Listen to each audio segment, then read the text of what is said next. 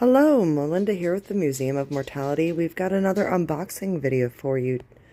Now, this one is covered in lots and lots of packing peanuts. It's packed very well.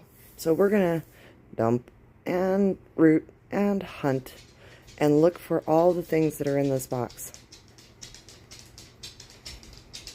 Okay, I think I got everything out. So packing peanut. Let's take a look at what was in this package. It's a dosimeter. Now, these were made during the height of the Cold War, and what you would do is charge up this pen, and you would wear this pen, and it would show you how much radiation you absorbed. Inside there is a little gauge, and this is the charging unit.